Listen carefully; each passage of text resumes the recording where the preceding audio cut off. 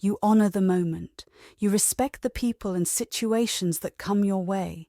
You love what's in front of you, appreciate it, and serve it. Every moment, every situation is sacred, so treat it that way. The highest thing you can do in life is to ask yourself, how can I interact with this moment in the most honest, compassionate, and beautiful way? How can I approach every moment with my whole heart, with devotion? Now, you might not always succeed in doing this perfectly, but that's okay. What matters is that you work on it. You serve the moment and give it your best. And here's something I've taught you before. The best you can do is always good enough. It doesn't matter what anyone else says. If you are truly giving your best effort, that is not only good enough, it's perfect. Doing your best is a sacred act. If later you realize that you could have done better, that's simply because you've grown and learned more. But never look back and judge yourself harshly. We get caught up in our own minds, and that kind of self-judgment is a waste of energy. The key is to honor and respect each moment as a gift from God. Serve that moment with everything you've got, with all your heart and soul.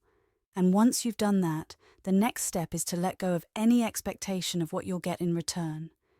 This idea of letting go of the fruits of your actions, that's the heart of all deep spiritual teachings, especially the Bhagavad Gita. The Gita could be summed up in one sentence: renounce the fruits of your actions. Why? Because the ego can't do that. The ego always has a motive, and that motive is usually me. The ego is always thinking, I'm not okay, and if I do this, I'll feel better.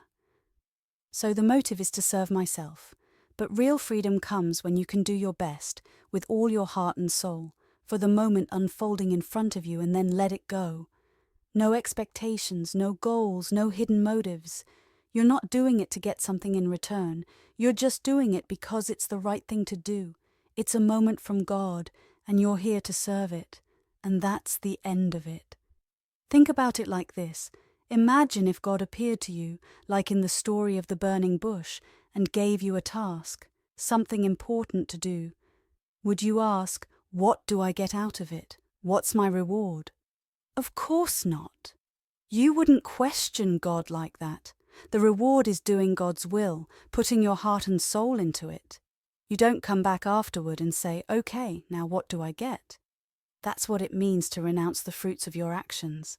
If you're still thinking about what you'll get in return, that's your ego talking.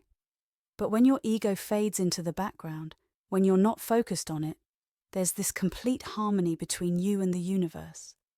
It's like what Lao Tzu calls the Tao. You're just in flow with life, doing what's in front of you without overthinking it.